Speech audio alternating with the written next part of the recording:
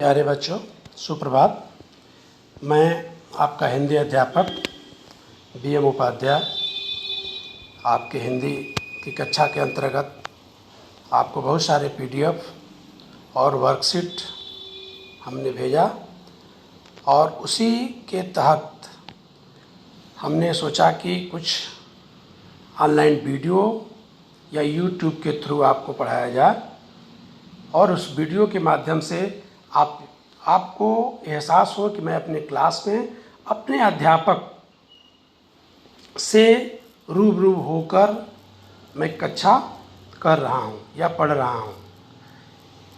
यह सोचकर हमने यह वीडियो आपके लिए बनाया है और इसमें कुछ आपके जो प्रश्न उत्तर रह गए थे उसको मैं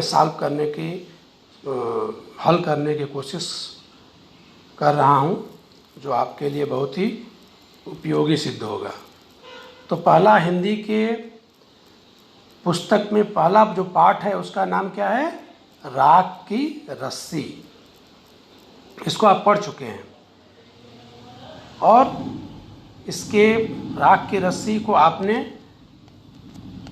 पठन का काम किया, पूरे पाठ को आप पढ़े। फिर उसके बाद इसका आपने सुलेख भी लिखा।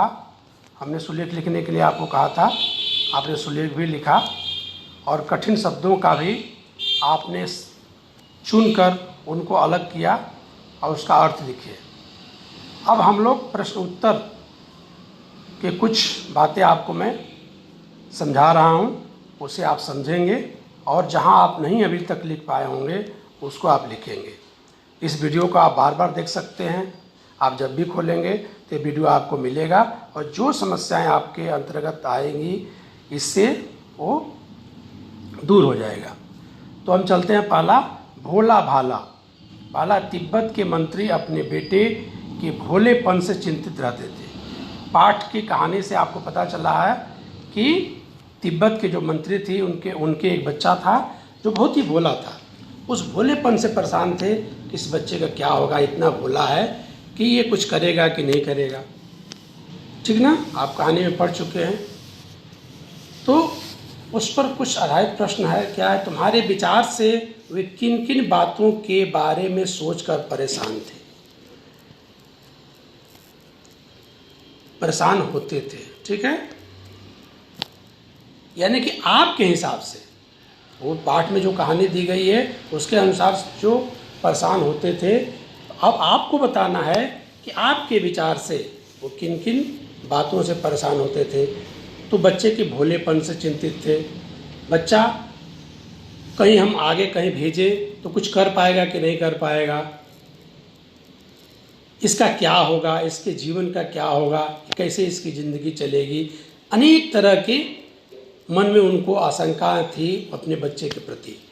तो आपको अपने हिसाब से उसके विषय में आपको लिखना है। दूसरा है, तुम तिब्बत के मंत्री की जगह होती या होते तो क्या उपाय करते?